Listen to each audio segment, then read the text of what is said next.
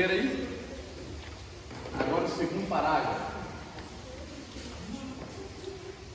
A segunda dispensação. Página 7. Todos acharam aí? Vou ler com vocês para a gente ir já comentando aqui. E eu vou responder umas duas perguntas que eu fiz aqui para ficar mais fácil de entender. Só perguntinha fácil. Não faça perguntinha bem light, bem fácil. Essa perguntinha, Adão tinha um bico. Essa perguntinha que eu vou Adão era um homem tão abençoado, pastor, que não tinha sogra. Olha que maravilha.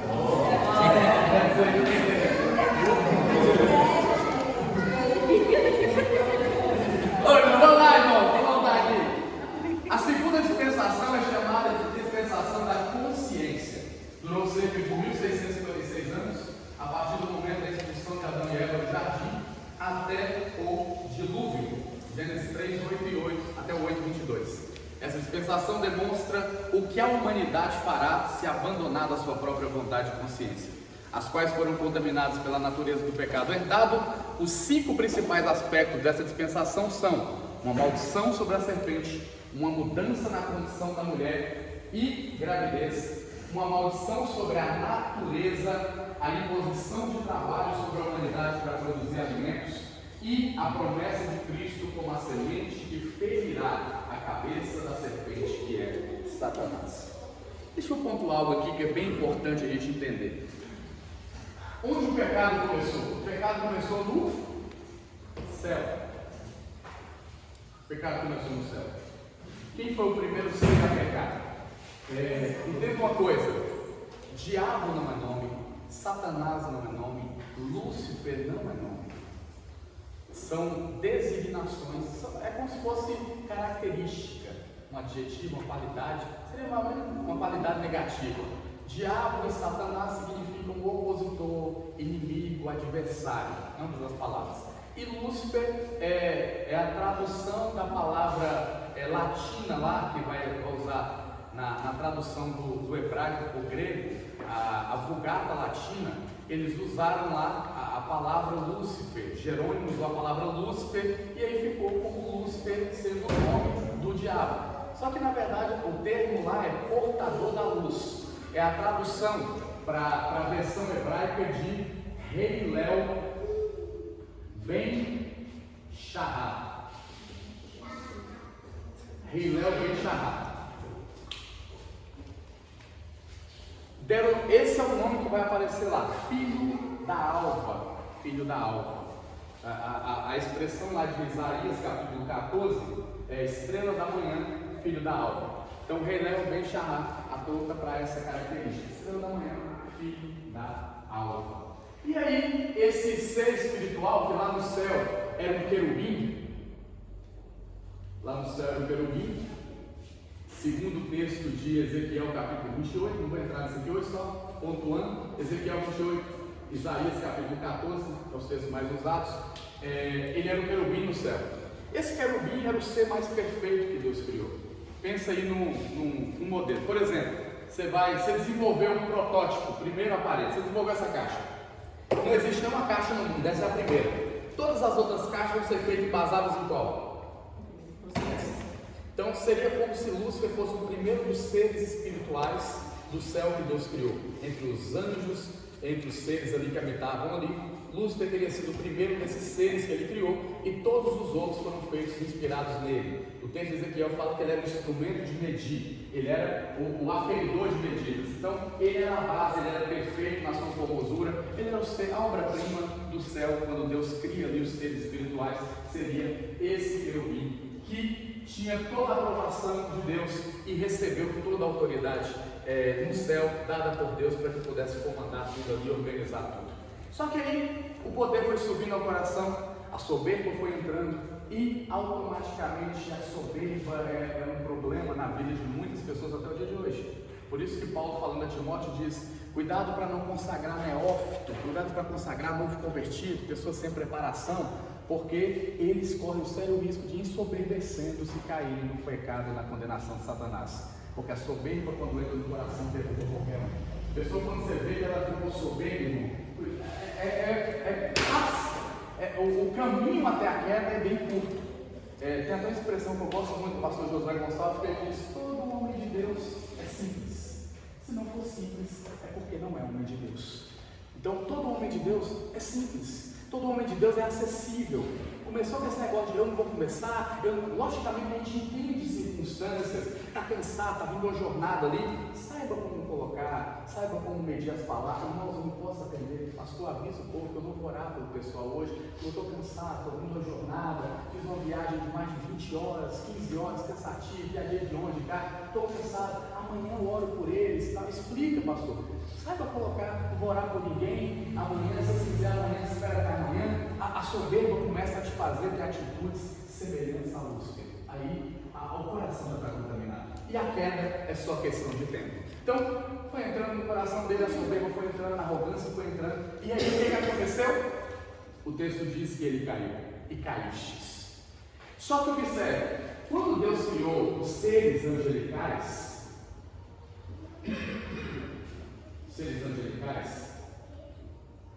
Deus também criou um estado chamado de mal, porque os seres angelicais eram bons, eles eram bons, ou viviam no bem.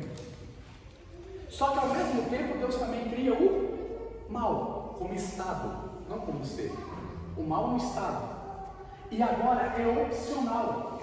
Esses anjos podiam servir a Deus, amar a Deus, honrar a Deus, porque eles queriam estar na presença de Deus, ou eles podiam escolher abandonar Deus, se afastar de Deus e seguir o mal. Era uma escolha. Porque observe, imagina aí se Deus só cria o bem. Imagina aí se a gente viver só com o bem. Ia ser bom, não ia? Se só tivesse o bem, não tivesse. Se não tem o mal, não tem pecado. Se não tem o mal, não tem erro. Se não tem o mal, não tem briga. Isso aí só vai acontecer no céu, irmão. Porque o mal que estava lá, ele automaticamente foi abraçado por alguns seres angelicais. O primeiro deles foi o diabo, Satanás, ou Lúcifer, como você preferir. Ele vai enveredar por esse caminho do mal e ele vai arrastar com ele um terço dos anjos de Deus. E agora, esses anjos que eram bons se tornaram anjos malignos. Por isso vão chamar de espíritos malignos, porque eles agora são maus. Mas observe, Deus não cria o mal para colocar ele na pessoa. Esses anjos não foram criados com o mal. Eles escolheram seguir o caminho do mal. Então o mal é um estado. É opcional. É a mesma coisa que você está aqui na Independência e aqui o tempo está frio. Mas lá do outro lado da cidade está calor. Você pode ficar aqui no frio ou pode ir para o calor, irmão. É opcional, você pode escolher. Mas você sabe que lá tá calor. Quem gosta de calor aqui? Ninguém, né? Calor, gosta de calor, irmão? Misericórdia.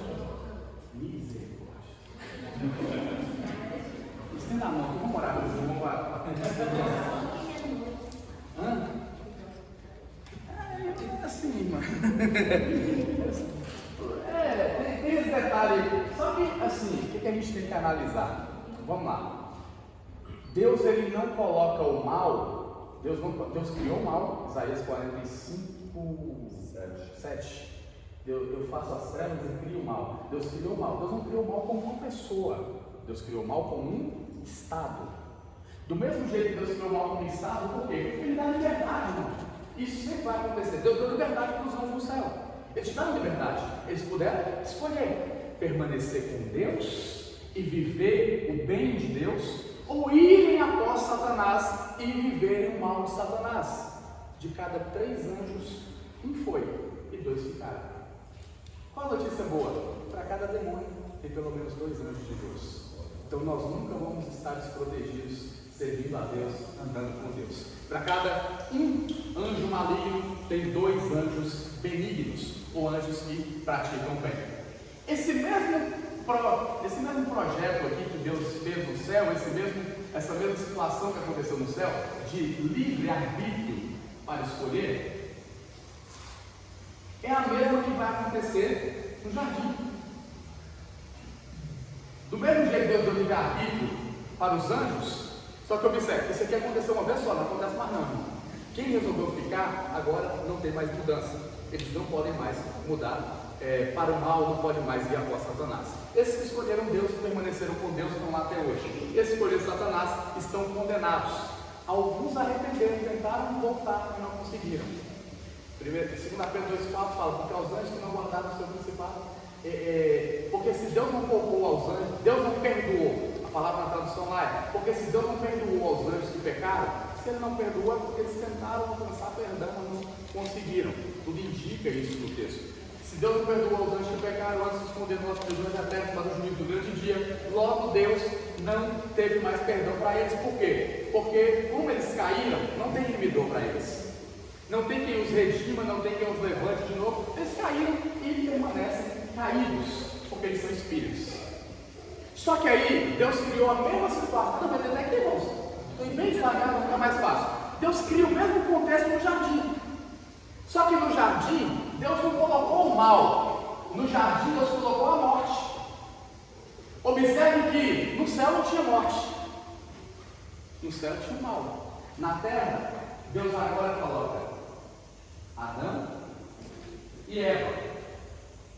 E eles tinham o poder de escolher obedecerem a Deus vivendo bem ou desobedecerem a Deus seguindo a morte.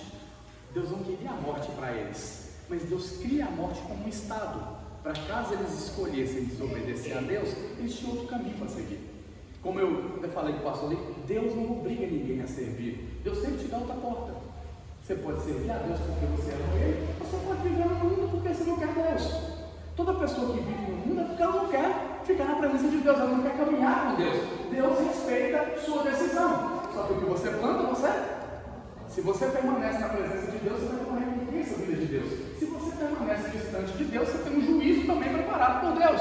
Então Deus colocou a morte agora como um estado intermediário, é um estado de escolha opcional. Então a morte é um estado. Adão e Eva tinham opção: permaneçam na presença de Deus, obedeçam a Deus e vivam.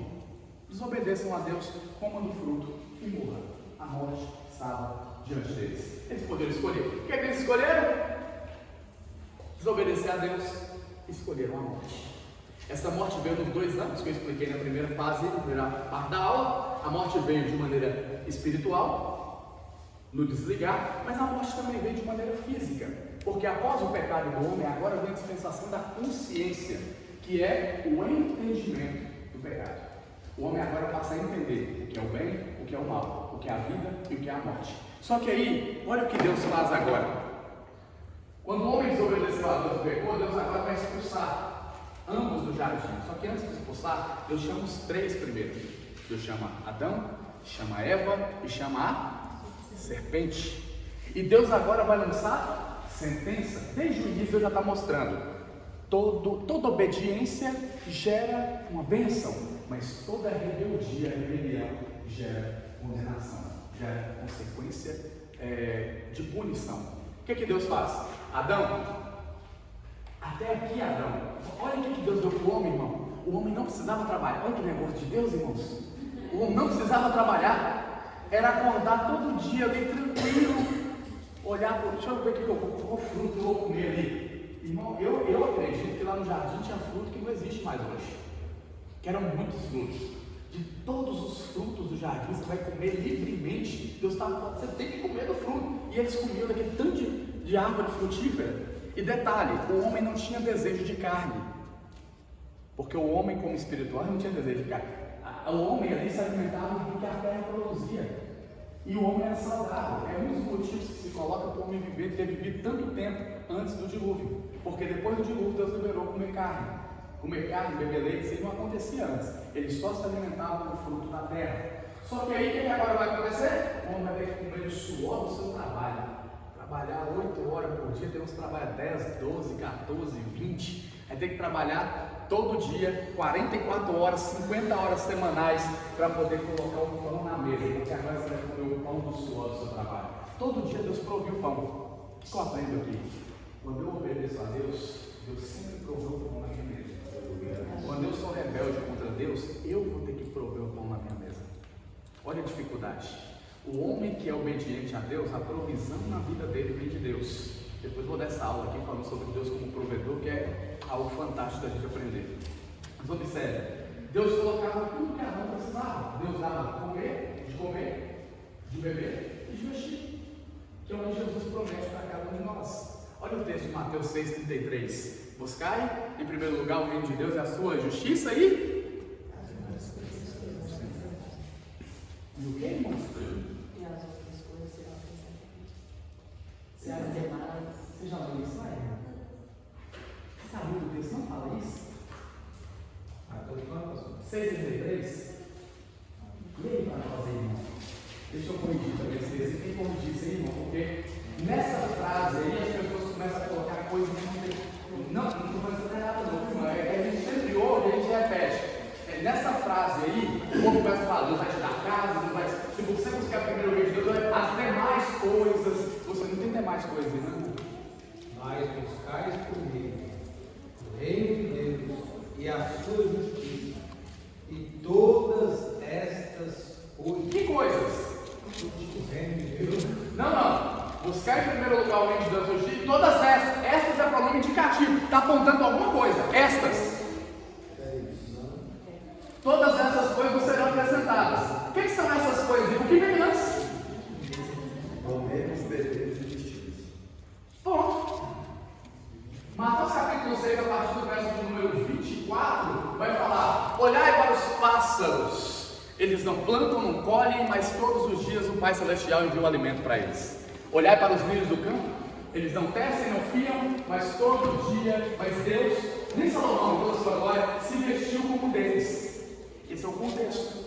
Aí Deus fala: mas buscar em primeiro lugar o reino da sua justiça e todas essas coisas. Não vai faltar comer, comida e bebida como não falta os pássaros, e não vai faltar vestimenta como não falta para os lírios do campo. É estas, não é todas as demais, não é todas as coisas, é estas. Porque Deus não está prometendo fartura, Deus está prometendo provisão naquilo que você necessita. Se eu coloco ele, irmão, quem quer fartura vai trabalhar, irmão. Meu Deus.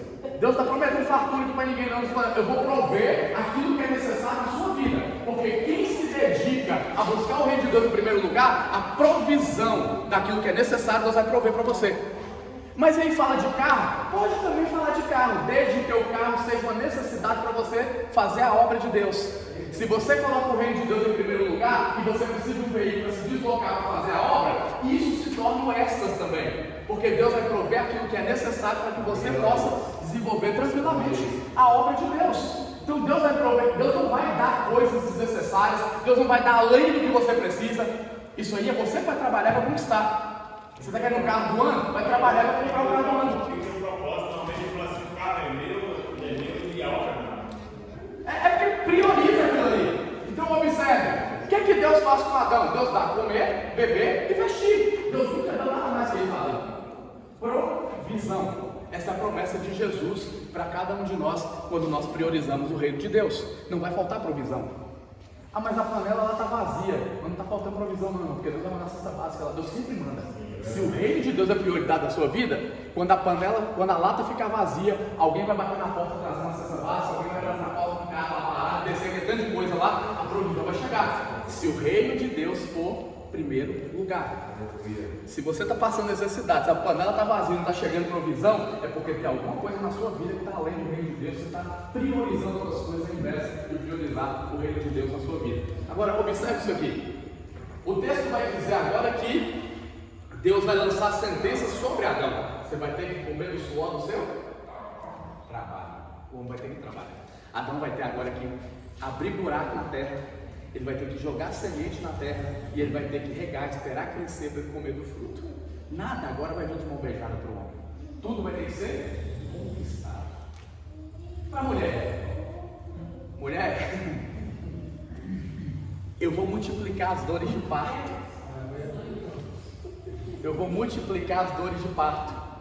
Sabe aquela dorzinha que a mulher ia sentir? Pois é, vai sentir 10, 15, 20, não sei, multiplicar não sei quantas vezes. Só vai multiplicar. Eu vou multiplicar as dores da tua conceição, as dores do seu parto. Se a mulher sentir uma dor nível 2, vai sentir uma dor nível 5, 6, 7. Essas gritarias que a mulher arruma na hora da criança nascer, é por causa de Eva. Isso é por causa de Eva. Como Eva foi?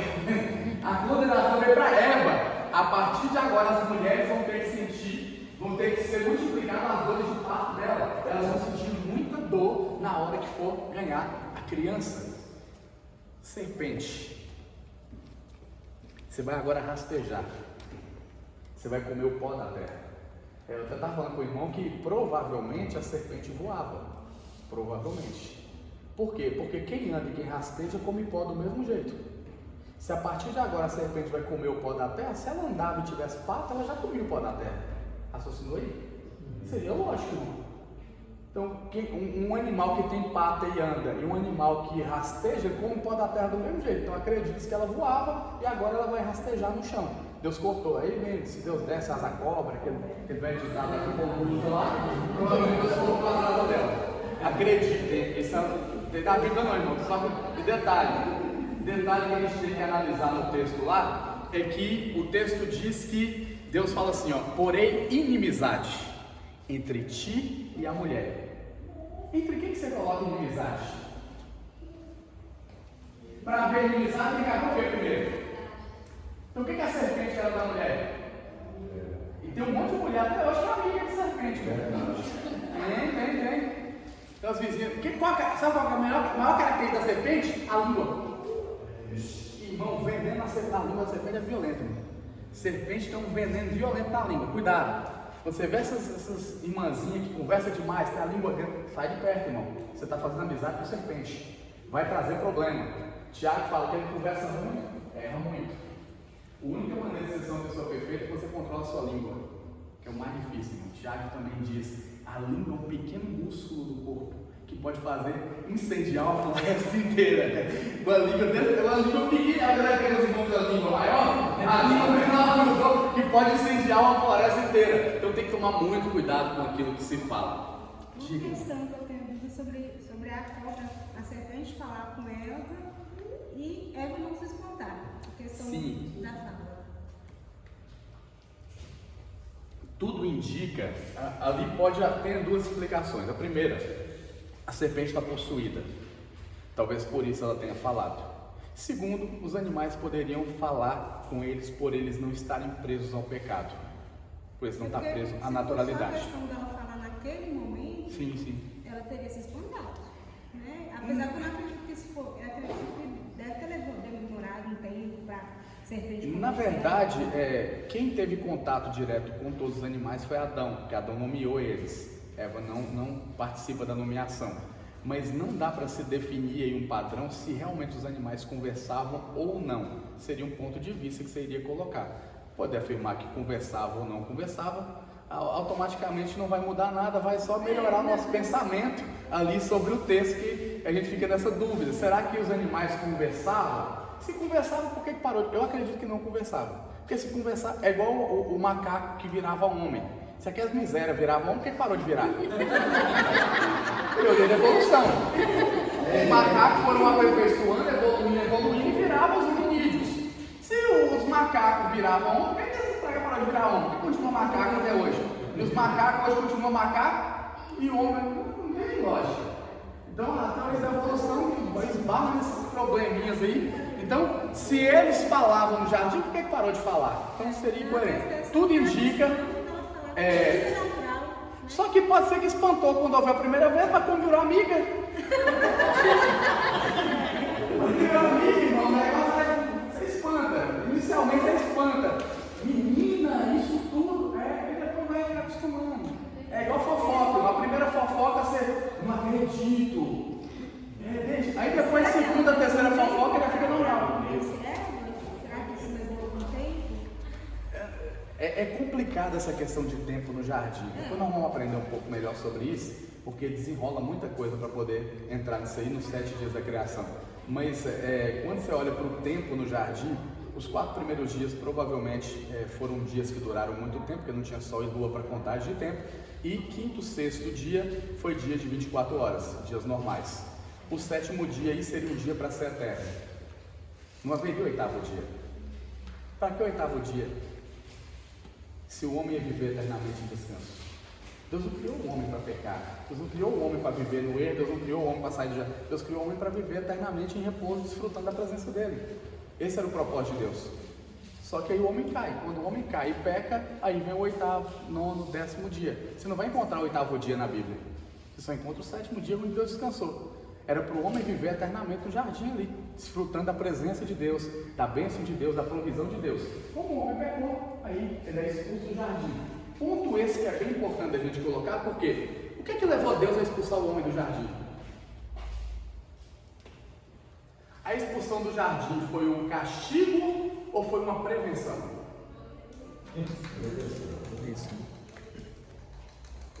Castigo ou prevenção?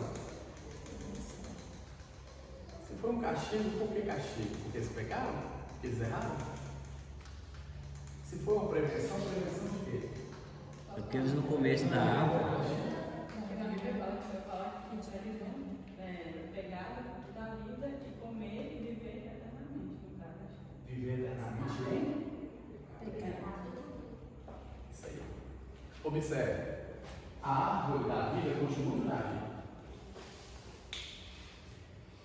Eles comeram do fruto do conhecimento do mal e pecaram. Do bem e do mal e pecaram.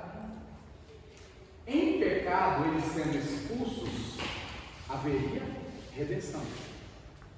Mas se eles comem do fruto da árvore da vida, eles viveriam eternamente em pecado. Não tinha como Jesus redimir eles. Por isso que os anjos não têm como redimir, porque anjo não tem corpo. Por isso que Jesus teve que vir em corpo. Porque assim como Adão pecou no corpo, agora Jesus tem que pagar o preço no corpo para poder redimir o homem. Então, observe, Jesus não podia redimir os anjos. Ganhe seus espíritos. Como é que você vai redimir o espírito? Mas como o homem pecou e ele tinha um corpo, o que é que vai acontecer? Deus agora vai lançar a sentença sobre o homem e vai expulsar. E vai expulsar eles do jardim. Só que observe, a expulsão é Deus preservando Adão e Eva, para que ele pudesse prover a redenção. O que é redenção? Redenção é colocar de pé aquele que está caído. Isso é redimir ou redenção. Deus vai pegar o Adão e a Eva caídos e vai reerguer, levantar e colocar eles de pé de novo. Só que aqui tem um detalhe bem interessante, irmãos. Antes de Deus mandar eles para fora do jardim, ele lança uma profecia. Aliás, a primeira profecia que vai aparecer no livro de Gênesis. Gênesis capítulo 3, verso 15. Deus libera agora uma profecia, e essa é a primeira profecia messiânica da Bíblia. Primeira profecia a respeito do Messias. Gênesis 3,15. Porém, inimizade entre ti e a mulher, entre a tua semente e a sua semente. Esta te ferirá a cabeça, e tu lhe ferirás o calcanhar. Esta te ferirá a cabeça.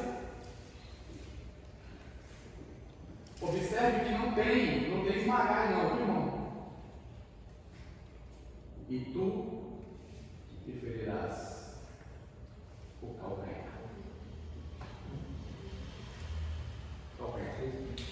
Gênesis 3,15. Esta lhe ferirá a cabeça, tu lhe ferirás o calcanhar. Observe que é ferir, não tem esmagar aí. O pregador empolgado fala: "Ei, Jesus veio para esmagar a cabeça da serpente." Não tem esmagar, não. O texto fala que veio para ferir, porque a profecia de esmagar está lá em Romanos 16:20. Em breve o Deus de paz esmagará Satanás embaixo dos vossos pés. Falando dos pés da igreja. Então a igreja terá a missão, sendo instrumento nas mãos de Jesus, de esmagar a cabeça de Satanás. Só que isso aí só vai acontecer lá no Apocalipse. Antes do esmagar, primeiro veio o ferir. Esta lhe ferirá a cabeça, a semente da mulher vai ferir a cabeça, e tu lhe ferirás o calcanhar. Isso que acontece lá no Gólgota. A serpente vai ferir o calcanhar de Jesus lá no Gólgota, e Jesus vai ferir a cabeça da serpente na cruz. A cabeça da serpente foi ferida. Por isso que Gólgota é caveira. Caveira é o formato de uma cabeça. Quando a cruz desce ali, a cruz é a ferramenta de Deus sendo usada para ferir a cabeça de Satanás. Naquele momento ele é ferido. Então observe, quando Adão ele é expulso agora, ele é expulso por causa da consciência. Ele tem consciência do seu pecado, ele tem consciência do seu erro, ele sabe agora que ele errou, e Deus agora o expulsa do jardim. A partir daí, o homem começa agora a viver uma decadência moral. O homem começa agora a crescer, multiplicar na terra, gerações vão nascendo, vão procriando, e o pecado vai aumentando. Esse pecado cresce tanto que Deus agora vai gerar a terceira dispensação, a dispensação do governo humano. Dispensação do governo humano. Essa dispensação do governo humano ela é bem interessante porque ela vai começar lá em Gênesis capítulo 8. Na verdade, o propósito aqui inicia no 7, mas ela começa no 8. Por quê? Os homens foram crescendo na terra, com a consciência, os homens foram multiplicando e o pecado também multiplicando junto com ele. E aí o que vai acontecer? Terceira dispensação. Dispensação do governo humano. Dispensação do governo humano. Apostila, página 7. A terceira dispensação é a dispensação do governo humano, a qual começou em Gênesis 8. Deus tinha destruído a vida na terra com um dilúvio, salvando apenas uma família para reiniciar a raça humana. Deus fez as seguintes promessas e comandos para Noé e sua família. Deus não vai amaldiçoar a terra novamente. Noé e família devem povoar a terra com pessoas. Eles devem exercer domínio sobre a criação animal. Eles são autorizados a comer carne. A lei da pena de morte é estabelecida. Nunca haverá outro dilúvio mundial. Sétimo lugar, o sinal da promessa de Deus será o arco celeste, não arco-íris, viu, irmão? O sinal de Deus é o arco celeste, arco-íris não, tem arco-íris na Bíblia não. Vamos isso bem. O arco-íris, ele é canto louvor, né? Está vestido do arco-íris. É o pecado da música, a música é linda, mas a galera coloca arco-íris mesmo. Íris é a deusa grega que liga o céu à terra. Aí coloca que uma deusa grega é o sinal da aliança entre Deus e o homem. Olha que miséria. E a gente ouve e repete. A Bíblia fala que Deus colocou no céu um arco, que agora é o arco de Deus, o arco celeste, porque está no céu. Aí o paganismo grego vem e transforma o arco de Deus num arco de íris. Não, irmão, o arco nunca foi de íris. Íris não tem arco nenhum. O arco é a marca da aliança de Deus, de quem disse: a partir de hoje nunca mais eu vou destruir a terra com dilúvio, com chuva. Também que não ficou nada de fogo, só de chuva. Vou destruir mais a terra com chuva. Então observe isso aqui. O que vai acontecer? A humanidade vai crescer, vai proliferar. Deus agora olha para a terra e vê que o pecado abundou na terra. O homem começou a ir por caminhos que desagradavam a Deus, fizeram coisas que desagradaram a Deus. Deus olhou do céu para a terra e falou: o meu espírito não vai contender mais com o homem, porque a maldade no seu coração, ela está crescendo cada vez mais, e agora eu vou destruir todo homem, toda raça humana, todos os animais, eu vou destruir tudo. Destruirei todos os homens e animais que eu criei. Só vou poupar uma família, porque havia um homem na terra que era justo. O nome desse homem é Noé. Eu vou poupar a Noé e a sua família. Agora Deus cria um projeto. Só que observe isso aqui. Quando Adão pecou, quem que Deus amaldiçoou? Quando Adão pecou, quem que Deus amaldiçoou? Terra. Ah? Mas quem Deus deveria amaldiçoar? O que a terra tem a ver com Adão? Adão pecou, Deus amaldiçoou a terra. Maldita seja, olha o texto aí, 3 versículos de número 17. Lê pra gente, ele falou. Ao homem diz: porque deste ouvidos a voz da tua mulher, e comeste da árvore que te ordenei, dizendo: não comerás dela. Maldita é a terra por causa, em fadiga comerás dela todos os dias da tua vida. Quem pecou? Adão. Quem foi amaldiçoado? Deus foi justo aí. Esse mesmo episódio, deixa eu falar isso aqui para me ensinar e quebrar já um negócio que o povo aprende errado a vida toda e infelizmente está praticando isso achando que é normal. Em Gênesis capítulo de número 9, a Bíblia diz que Noé, após descer da arca, ele plantou uma vinha, tomou lá do suquinho e embriagou. Todo mundo conhece a história. entrou para dentro da tenda, o filho dele foi lá, viu que ele estava nu, lançou lá fora, falou com os irmãos, fez aquelas zombarias, o irmão foi lá, entrou de costa, colocou o pai para deitar, cobriu a nudez do pai. Ok, Noé acordou, fica sabendo que o filho mais novo fez e lança agora uma palavra. Qual a palavra de Noé? 9 versículos de número 22, abre aí, por favor. Eu volto para Noé, irmão, tem que falar isso aqui, porque isso aqui tem que ser quebrado, porque a gente tem que abrir nosso entendimento nesse ponto aqui também. Capítulo 9. Não, vamos para o texto logo, verso 24. 24 e 25. Alguém lembra a gente, por favor? Gênesis 9, 24 e 25. Despertou Noé o seu vinho e soube o que seu filho menor lhe fizera. E disse: maldito seja Canaã. Calma aí, maldito seja quem? Canaã. E quem foi que viu Noé nu e zombou? Seu filho melhor. Qual o nome dele? Cã. Olha o nome dele, Cã. Você lembra de quem é esse aqui, irmão? Noé não tinha amaldiçoado Cã, irmão. Isso aqui foi um propósito. Era para também ter amaldiçoado Cã. Ele não amaldiçoou Cã. Apesar de que acho que teve alguma maldição que veio sobre Cã no nome dele, porque Noé amaldiçoou quem? Canaã. Quem é Canaã? Filho de Cã. Mas calma aí. Quem pecou? Cã. Quem que ela amaldiçoou? Noé foi justo?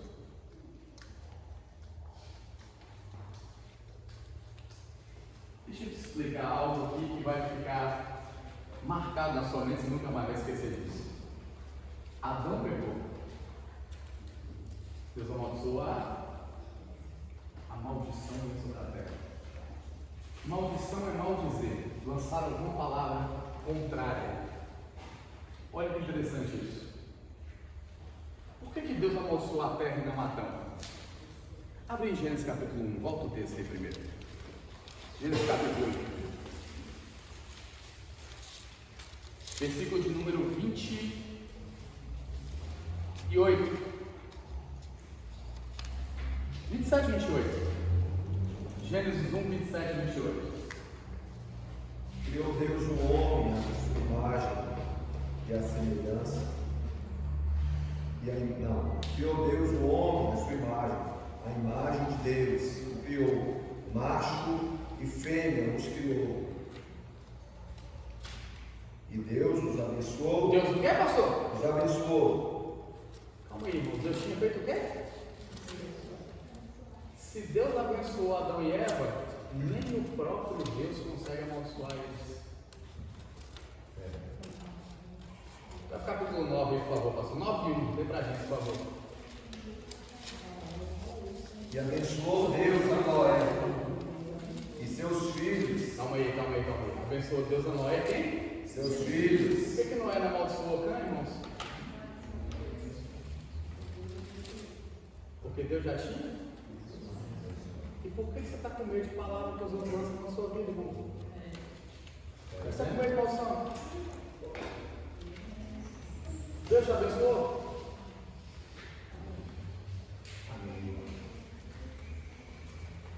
Deus abençoou você? Você está abençoado? Você está com medo de maldição por quê? Não dá para amaldiçoar aquele que Deus abençoa. Nem o próprio Deus amaldiçoa. Deus podia ter amaldiçoado, mas Deus amaldiçoou. Noé não arriscou lançar maldição contra seu filho. Ele amaldiçoou o neto. Mas o filho não pode amaldiçoar porque Deus tinha abençoado os filhos. E Deus não amaldiçoou Adão. Ele amaldiçoou a terra. Porque o próprio Deus já tinha. Agora, raciocina comigo. Por que a maldição não pode chegar até nós? Por que maldição não chega a nós que somos cristãos, que nascemos de novo? Porque ao nascer de novo você faz parte de um corpo. Ó, Cristo é o cabeça.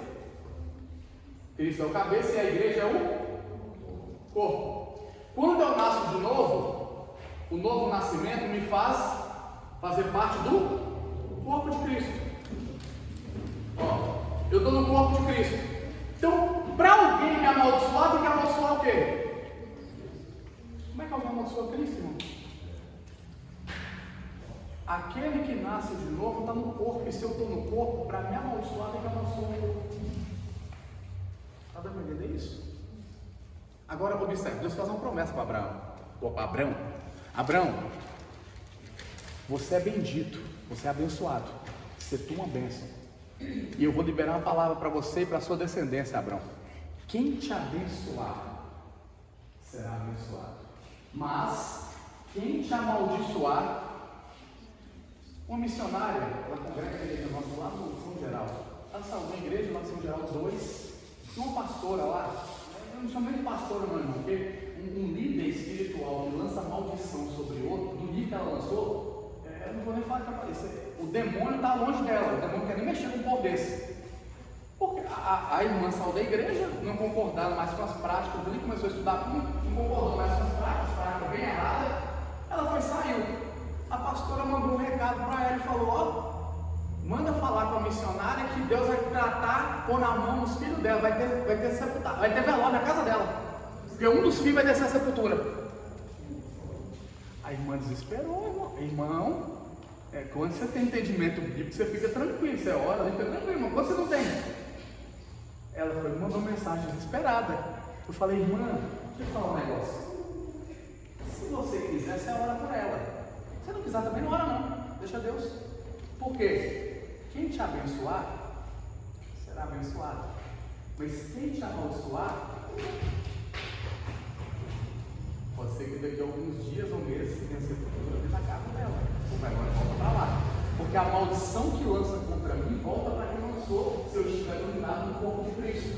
Não há maldição que pegue na minha vida se eu estou no corpo. Então, o perigo está sobre a vida dela. Ela tem que tomar muito cuidado com aquilo que ela está falando. Olha a diferença. As pessoas normalmente ficam desesperadas quando alguém lança qualquer palavra contra ela. E aí a gente vive uma geração que um monte de pastores aí, quando a pessoa está cheia na igreja, salva a igreja, vira demônio e começa a amaldiçoar. Pastor, não abençoa, não vou te abençoar, não. Aí começa, não abençoa e ainda amaldiçoa. Você vai rodar por aí, vai voltar para cá de novo, vai voltar rastejando para cá. Isso é mais comum do que vocês pensam. Muito mais comum. As histórias que eu escuto direto é mais comum do que você pensa. Só que alguém que amaldiçoa é o quê? Irmão, pode ser qualquer coisa mesmo, pastor. Por quê? Olha que princípio interessante. Jesus falou assim: eu o chamei para que vocês abençoem e não amaldiçoem. Porque a boca fala do que o coração. Se você está amaldiçoando, porque seu coração está cheio disso. Um líder espiritual foi chamado para abençoar, principalmente porque aquela ovelha não é dele, aquela ovelha é de Cristo. Como é que eu vou amaldiçoar alguém que Cristo morreu e pagou o preço por ela? A gente tem que tomar muito cuidado com o que você fala, irmão. Por quê? Porque quando eu lanço qualquer palavra de maldição sobre alguém, essa maldição vai voltar sobre mim. Então eu tenho que tomar cuidado. E eu tenho também que aprender esse princípio de que se eu estou debaixo da bênção de Deus, deixa quem quiser falar, deixa quem viva. Aí a pessoa fica no coitadismo, entra no quarto de depressão. Tem gente que nem quer ir na igreja mais. Por quê? Porque lançaram a maldição pegou. Irmão, se você aceitar, vem. Se você aceitou a maldição e tomou posse dela, você vai viver debaixo daquela palavra. Agora, se você entende quem você é no corpo de Cristo, nada te atinge, nada te alcança, porque você sabe que você está blindado pelo poder de Jesus. Teve uma vez que o pastor foi pedir lá a bênção, ele virou para mim e disse: minha bênção, ele falou assim: ó, em lugar nenhum você vai crescer, que tudo você vai crescer. Eu olhei para ele e falei assim: quem dá o crescimento é Deus, não o homem. Aí ele saiu do ministério, hoje eu sou pastor e hoje o ministério está fechado. Você viu que é natural? Você viu que é natural? O que ele liberou sobre sua vida? Irmão, quando você tem entendimento de que você é em Deus, essas coisas não te abalam. Fala também, irmão. Essa informação lá sobre o ponto solar Jesus me fala de Pedro, quando Pedro era mal. Sim. Você não foi chamado para tirar a vida, foi chamado para dar a vida. Tanto que Pedro foi dar a lição. O Pedro que tenta matar mal, ele tentou cortar a orelha, não, irmão. O cara tem que ser muito bom cortar a orelha. Ele tentou acertar o pescoço. Não vem essa conversinha pra cá, porque pensa que o cara ele pegou a espada para cortar a orelha. Ele vai no pescoço, provavelmente virou e foi na orelha. Jesus vem nessa hora e fala: Pedro, você não foi chamado para cortar, para matar, para tirar a vida. Você foi chamado para restaurar, para pegar a primeira lição. Lá em Atos 3, ele pega na mão daquele paralítico e fala: em nome de Jesus, ele restaura o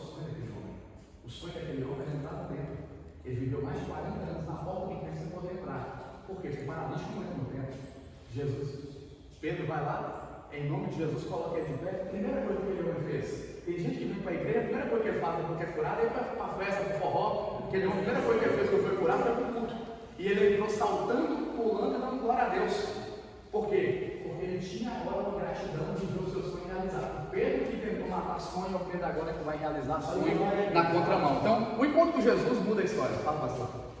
Eu posso colocar aqui, abençoar, colocar Deus dentro, eu posso colocar isso aí, abençoar e duas coisas. E outra coisa, e sobre denominações, se eu posso dizer a vocês, que tal pecado tira a pessoa de uma comunhão, que ela não pode mais entrar em comunhão, está amaldiçoada e não tem mais salvação. Eu de vez em quando eu vou, faço visita e me deparo com essa situação e a pessoa pensa em uma coisa difícil de colocar dentro dessa pessoa, que não existe. A pessoa está a tal ponto, caída, que ela fala para mim não tem jeito mais, eu fui amaldiçoado e a igreja eu vou para a igreja, eu tenho que ir para a igreja, mas eu não tenho mais salvação. O senhor sabe que eu falo de coisa. Eu não tenho muita ética nesse trem não, pastor. Está no Brasil mesmo. Então, isso acontece demais. É muito difícil. Até quando você pastor levar a palavra para a pessoa, ela não aceita. O senhor sabe que mudou um pouco essa regra aí, né? Ano passado essa regra mudou um pouco. Para a questão no Brasil, o pecado que não tinha perdão era adultério. Se o marido ou a esposa não traísse o outro, estava condenado ao inferno. Aquela pessoa não poderia fazer nada na igreja, se ela quiser, ela estava excluída praticamente fora do corpo, estava condenada. Se ela quisesse ir no estudo, irmão, ia lá, ficava sentadinho, não tinha oportunidade, não podia ler nada, não podia cantar nada, não podia fazer nada na igreja, se era instrumentista, estava isolado o resto da vida. Alguns, depois de 15, 20, 30 anos, eles restituíam. Teve uns que morreu sem restituir ao ministério, porque ele tinha consciência que ele estava condenado ao inferno. O sangue daquela pessoa vai cair sobre a mão do ancião que cometeu essa blasfêmia. Irmão, a Bíblia fala que o único pecado imperdoável é a blasfêmia contra o Espírito Santo. Se tem de uma maneira sintetizada que atribuir uma obra do Espírito a demônios. O que isso tem a ver com adultério, né? Mas se adultério é um pecado, olha a falta de lógica. Se adultério é um pecado imperdoável que manda para o inferno, rasga João 8 da Bíblia, irmão. Porque Jesus foi lá e perdoou o adultério, a mulher foi pega no ato de adultério, Jesus perdoou ela e restituiu ela e falou: vai, não peques mais. Se o próprio Jesus perdoou o pecado de adultério, fala para aquela mulher: vai, não peques mais. Quem é um ancião ou um livro para falar que a pessoa está condenada porque adulterou?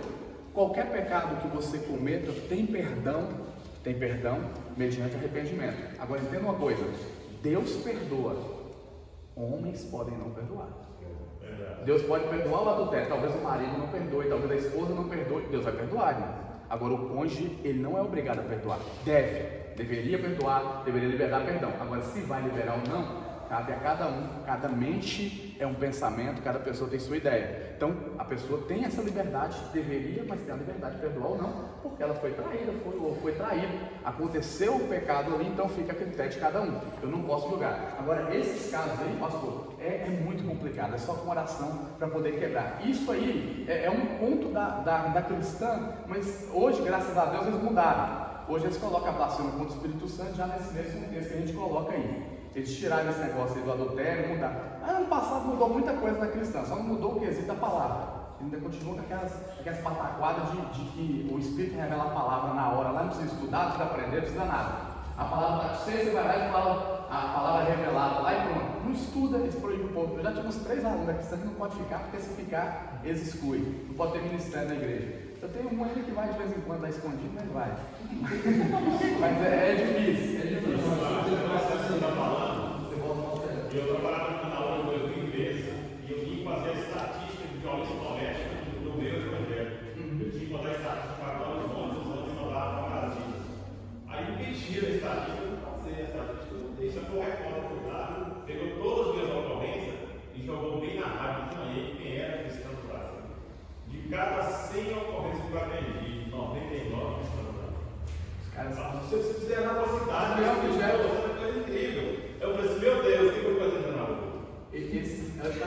Olha para você ver como que é interessante, irmão. É uma via de mão dupla ou uma faca de 2 gumes. Olha que interessante.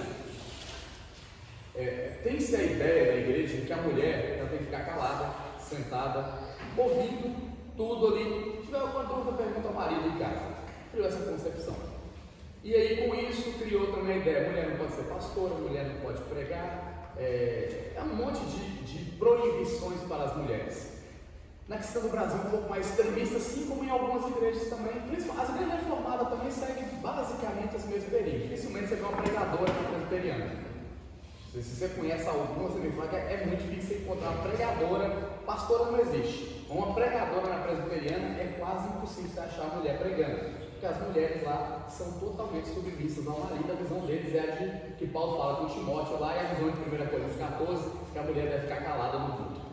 E aí o que tem acontecido? A cristã seguiu isso ao pé da letra, como os reformados também seguem parecidamente ao pé da letra, e muitas outras igrejas vão seguir esse princípio também.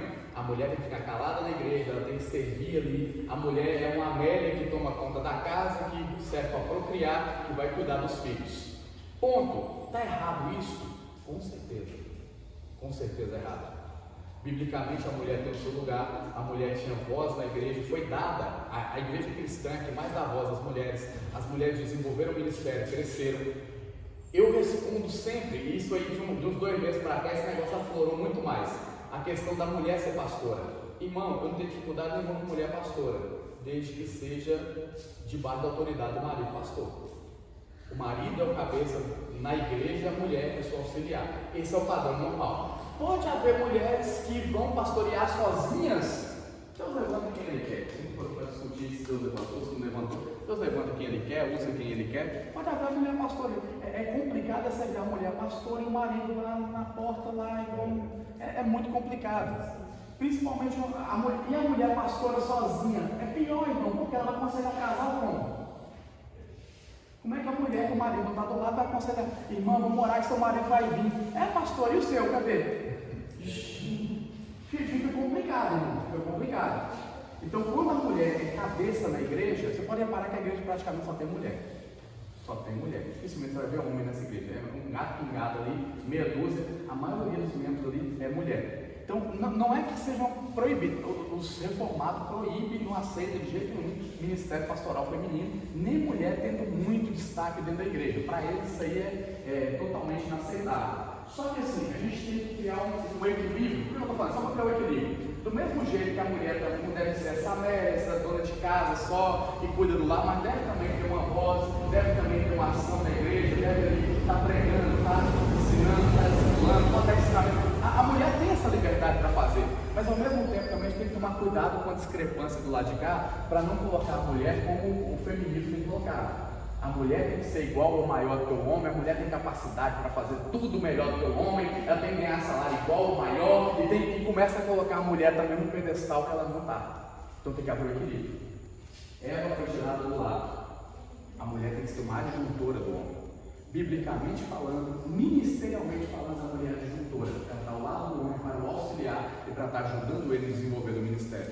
O ideal bíblico: o marido é o pastor da igreja, o líder da igreja, e a esposa, sendo pastora, sendo diaconisa, sendo missionária, sendo evangelista, ela vai auxiliar o marido no seu trabalho, também pastoreando, também cuidando, também orientando, também pregando, também discipulando, mas entendendo que qualquer problema o marido tem que resolver. É o pastor que está ali à frente para resolver. Esse é o padrão bíblico. Esse é o padrão bíblico. Então a gente tem que tomar cuidado. Nem com baixo demais, nem com alto demais. O que Paulo fala lá em Corinto? Olha que interessante. As mulheres lá em Corinto, elas não tinham vez nem voz, porque as religiões de mistério que tinha ali em Corinto não aceitavam as mulheres. Era só os homens que iam para a religião. Era só os homens que podiam cultuar. Quem ia no culto só tinha homem. Aí vem Paulo agora trazendo o cristianismo. E o cristianismo era uma religião que não tinha definição de gênero. Homem estava ali, mulher estava ali também. E qual mulher que podia? Qualquer uma. Por quê? Venha como estás, mas aqui você vai ser transformada. Então as mulheres começaram a vir. Só que aí, Corinto tinha um problema. Qual o problema de Corinto? Corinto tinha um templo enorme. Não me lembro se era para Afrodite, não me lembro para Afrodite. Tinha um templo enorme e ali tinham centenas de prostitutas cultuais. Eram mulheres que trabalhavam de dia nos cultos pagãos e à noite iam se prostituir. Rodavam pela cidade, nos cais ali e se prostituía. E aí, essas mulheres que eram prostitutas, elas não usavam véu. Por quê? Porque isso já dizia que era uma mulher que não era mulher de família, que não era mulher recatada, que era uma mulher que já estava ali, já estou na pista, e quem quiser eu estou aqui. Pagando bem, que mal tem, eu estou aí. E aí, as mulheres que não usavam véu eram mulheres de vida fácil. Apesar de que a prostituta não é nada fácil. Não é nada de vida fácil.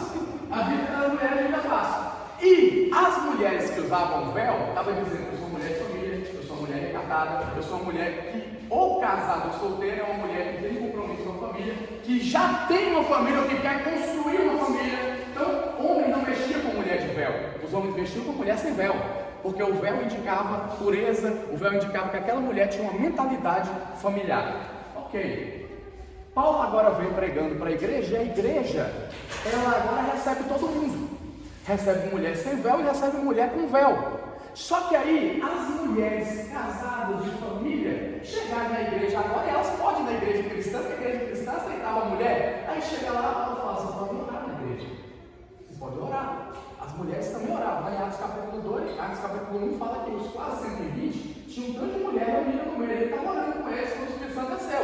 O cristianismo nunca proibiu mulher de orar. Pode orar. Só que aí as mulheres vieram, aí você deu o dedo para a mulher, ela pode orar. Aí as mulheres agora já querem orar, já querem pregar, já querem cantar, já querem tirar o véu. Aí a gente vai usar véu mais na igreja. As mulheres começaram a tirar o véu e quiseram ser livres. Vamos tirar o véu, vamos ter liberdade. Aí Paulo falou, opa, de jeito nenhum. Vocês vão ter que continuar usando o véu também na igreja. Por quê? Porque mulheres de família em Corinto usam véu.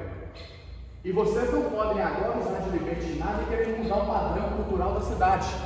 Porque se vocês tirarem o véu aqui na igreja, ninguém vai te valorizar. As pessoas vão começar a olhar para vocês e vão falar, essa mulher cristã é tudo mulher da vida. É tudo mulher que se prostitui, é mulher que não tem compromisso com família. Paulo agora vai escrever 1 Coríntios capítulo 11, é porque eu posso ler o texto da ceia, mas o 11 do 1 até o 19, ele está falando do véu. 1 até os 2, 19 fala do véu. Vocês vão usar o véu, porque vocês são mulheres tementes a Deus. Paulo deu o dedo para as mulheres agora já quer a mão, o braço inteiro, e começou a achar que ela já podia, quer fazer tudo. Paulo falou, calma aí, maneira. As mulheres do culto fiquem em silêncio. Ouçam a palavra, aprendam a palavra e aprendam a dosar a situação para vocês não começarem a escandalizar. O que Paulo está ensinando aqui sobre levar a mulher de ficar calada no culto é justamente por quê? Porque a liberdade começou a virar libertinagem.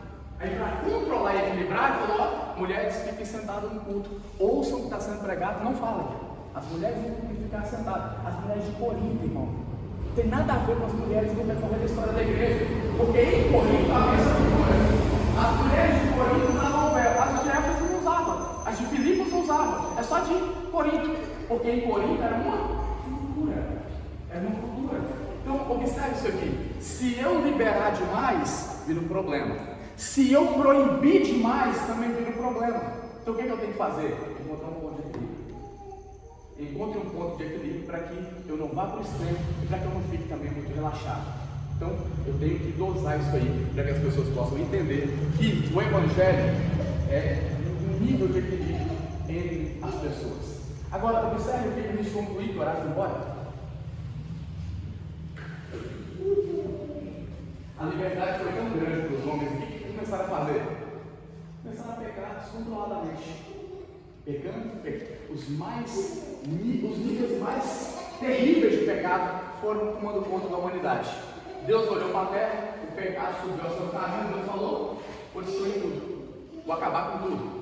Homens, mulheres, tudo que eu criei, tudo que respira, tudo que tem fôlego de vida, vou destruir tudo. Aí Deus olha para a terra, aí o texto diz, e a graça de Deus achou Noé. Ou Noé achou graça diante de Deus. Eu gosto do inverso. Não é Noé que achou graça diante de Deus, é a graça de Deus que encontrou com Noé. Porque desde ali já começa o período da graça. Ali uma tipologia, uma simbologia do que seria a graça. A graça encontrou Noé. E a graça vai agora salvar primeiro Noé, depois sua família. Primeiro Deus te salva, depois Ele salva o restante da casa através de você. O que acontece com Noé? Deus dá um projeto para Noé. Deus dá um projeto para ele. O projeto de Noé é uma arca, um caixote. Noé vai fazer um caixote, a gente imagina uma arca de madeira, não, é um caixote de madeira. Noé vai fazer um caixote de madeira, 3 andares. 3 andares. Ele vai dividir os animais nesses 3 andares. E agora, esse caixote vai servir para ter um compartimento ali, onde ficaria Noé, sua esposa, seus 3 filhos e as 3 noras de Noé. 8 pessoas foram salvas daquele dilúvio. E o resto? Morreu tudo. Homens, mulheres, crianças, animais. Deus salvou somente Noé. Deus salvou somente Noé, junto com sua família, 8 almas. E ele salvou também um par de animal impuro e 7 pares de animais puros. O que são animais puros e impuros? Fixe isso somente. Animal puro são os animais que poderiam ser usados no sacrifício. Animais impuros, o restante. É igual judeu e gentil. Judeu é o povo que Deus escolheu, gentil é todo o resto. Animais puros. Aqui para entrar, só para você ter uma ideia, animais puros. Ovelha, cabrito, o cabra, o cordeiro, boi, vaca, novilho ali. Deus vai pegar um casal de cada animal impuro e 7 pares de animais puros. As rolinhas, pombinhas, eram animais puros. Por que Deus vai colocar 7 pares? Porque um tanto desse ia estar na faca. A primeira coisa que Noé faz quando ele desce da arca é fazer um altar e meter a faca no carro deles. Então como é que Noé vai matar o casal?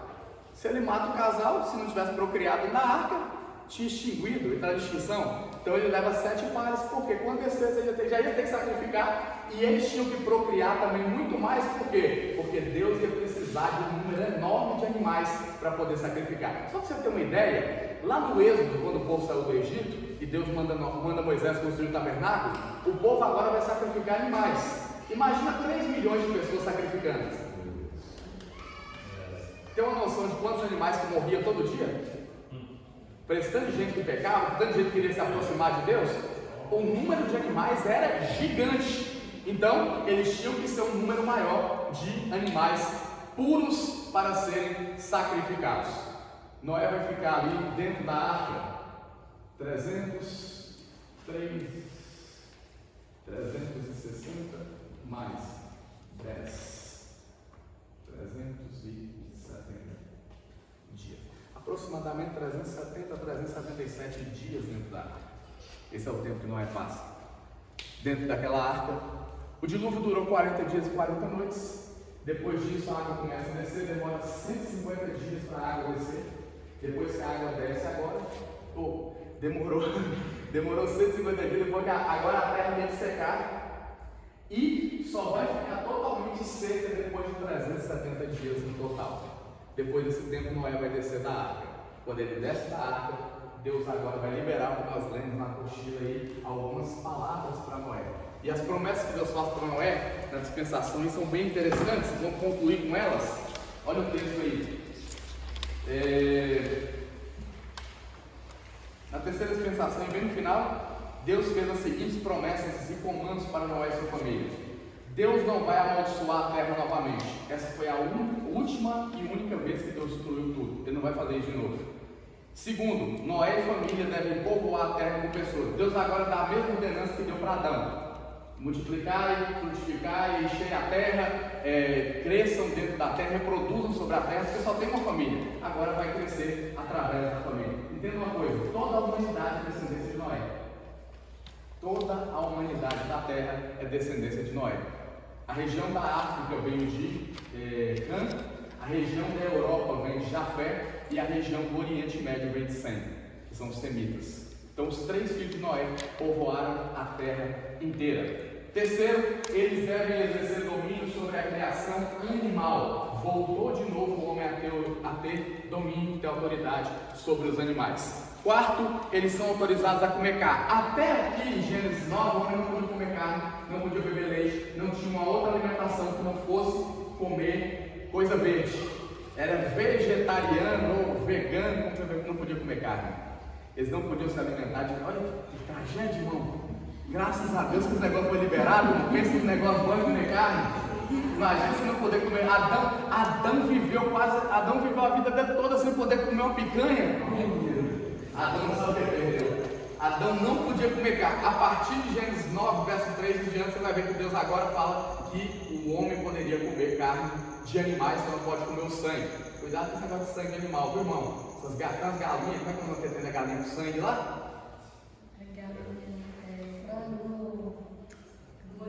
Molho pardo. Frango ao molho pardo é pecado, viu, irmão? Não come isso aí não.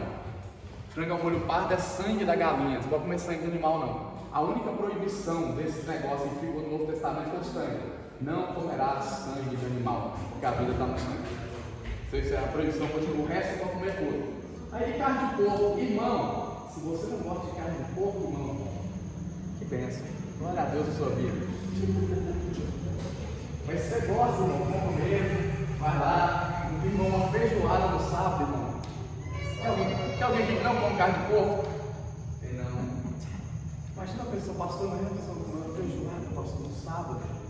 Mas não tem bom? Isso aí você me pergunta na outra aula, eu te respondo. Isso aí é uns 20 minutos para responder.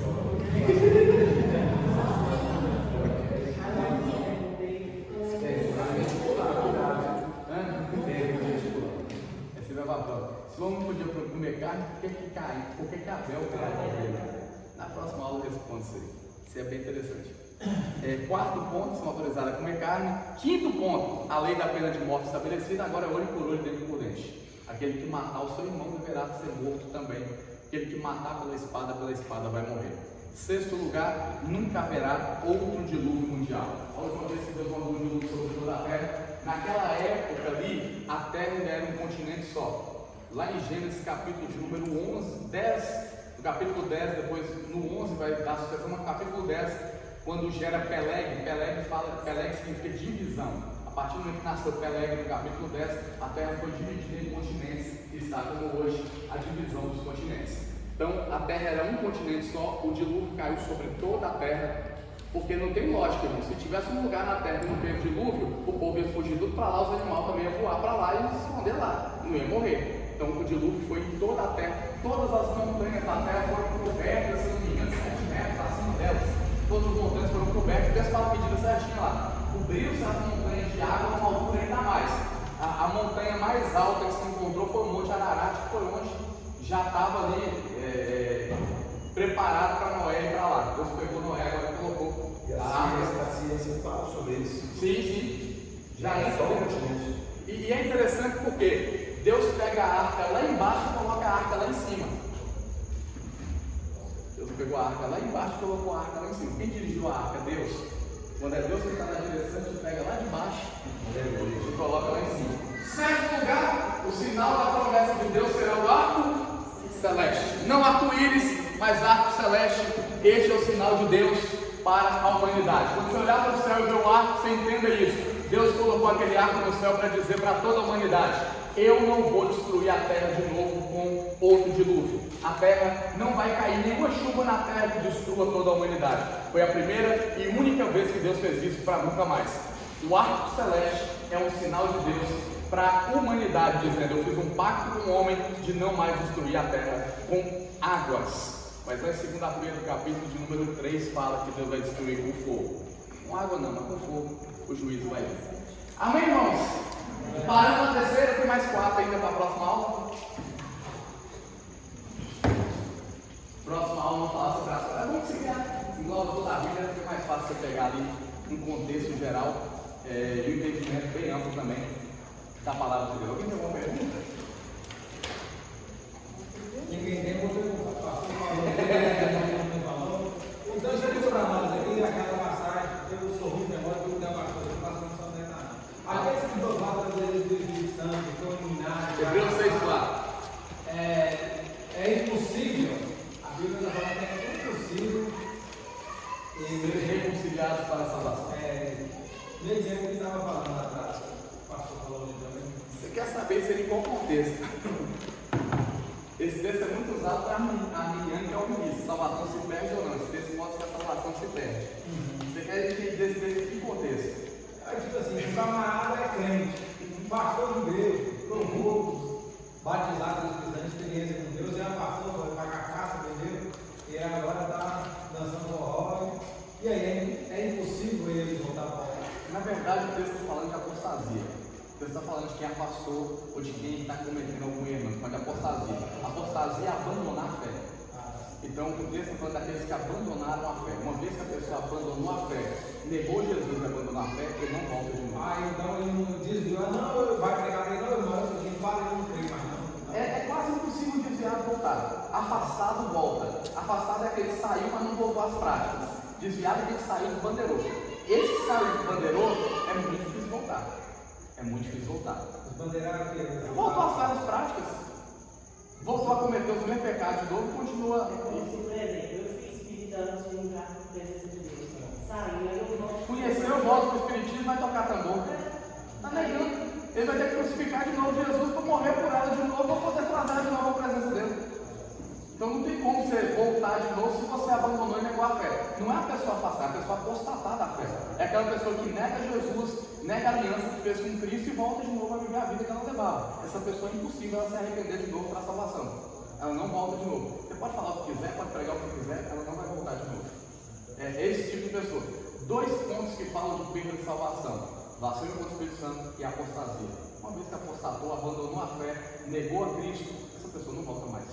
Você pode... Uma pessoa que ela trabalhava na Umbanda e depois ela ficou presídio da igreja e depois ela falou que retornou para a Umbanda porque as coisas com Deus eram muito difíceis. Lá é muito fácil.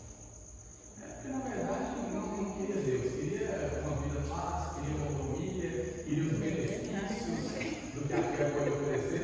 E é um problema, irmão, porque tem muita gente que convida o povo para vir na igreja para receber uma bênção, não, irmão. Você convida a pessoa para vir para ouvir a palavra, para mudar de vida, para conhecer Jesus, para receber a bênção, não, irmão. Cada recebe a bênção vai embora. Quem vem por causa de uma bênção, recebe e vai embora. Agora, quem vem por causa de Cristo, da palavra de Deus, ele vem e permanece, continua com Cristo. Então, até para convidar alguém para o culto, você tem que saber como. Vamos lá na igreja que lá cai capeta. Mas, irmão, não dá para lá na igreja vai cair, irmão. Eu quero saber quem vai cair na igreja, não quero saber quem vai levantar. Voltar para o mundo das drogas, beber, isso aí não é coisa nada, né? Os calvinistas falam que esse aí nunca conheceu Jesus. Esse aí nunca conheceu. Uma pessoa que conheceu Jesus, quem passou por todo aquele processo de Hebreus 6, 4 ao 6 ali, provou dos poderes do mundo vindouro, pessoas foram usadas na mão de Deus, e pessoas levantaram de cadeira de roda, foram curadas de câncer. Jesus operou, usou ele em profecia, usou ele no evangelho, na pregação, almas foram salvas, vazado do Espírito Santo. Uma pessoa dessa apostatada da fé, ela tem que ir para o inferno mesmo. Não, pastor. Uma pessoa que prova tudo isso e ainda voltar para o mundo, tem que ser condenado mesmo. Nem conversa esse negócio desse aí, não. Vamos orar, irmãos? Vamos orar que já. Tempo já foi aí, que irmão mora longe. Ó, Adão, culpa da mulher. É sempre dever. Pastor, ora pra gente aqui, pastor. Irmãos, obrigado a todos pela presença. Hoje é só a primeira aula. Nós temos aí mais 23 minutos. Glórias a Deus. É um período aí que a gente vai aprender muito. Já dentro de vocês verem aí que a gente vai abrindo a visão, vai abrindo o entendimento, as dúvidas vão sendo sanadas. E a gente vai construir uma linha de pensamento. O que a gente vai aprender está certo? Não, irmão, o que a gente vai aprender é aquilo que chega perto de estar certo. Alguns são exatas, outros são teorias, mas no contexto geral, aquilo que você vai aprender tem lógica e tem uma direção bíblica. Tem uma direção bíblica. Então, se você usar isso em qualquer etapa da sua vida, na prática cotidiana, com certeza você vai estar sendo coerente com aquilo que a palavra está ensinando. Então, durante esse decorrer desse curso aí, a gente vai aprender muita coisa, tem muitas águas ainda para a gente navegar. As águas estão só no tornozelo ainda, ninguém vai andando, as águas vão aprofundando mais, mas deu para a gente ter hoje um pouco de entendimento aí, principalmente essa questão de Adão e Eva, da queda ali, do jardim. Deu para abrir muito a nossa mente de entendimento. E aí, aprofundar nisso aí cabe a você, irmão. Você não pode parar só também naquilo que você aprende aqui. Cuidado com o vídeo de internet, procura pastores sérios, pessoas que têm ali um entendimento da palavra, evita ficar pegando um monte de teoria. Tem umas teorias das conspirações que o povo arruma aí, as visões judaicas mesmo. O povo arruma umas teorias muito doidas, você fica tudo doido, esse negócio começa a. Para de ficar sendo preocupado. Livre, já vi na minha cabeça quando eu falei que já. A bendita, a maldita da Lilith, emoção. Lilith é aquele negócio. Lilith é uma tradição judaica da Cabala, de que Adão teve uma mulher antes de Eva. E essa mulher não aceitou, é o mesmo problema, não aceitou se submeter a Adão, se rebelou contra ele e foi para o Monte Olímpico se casar com Zeus. E ali virou um demônio terrível, demônio da escuridão.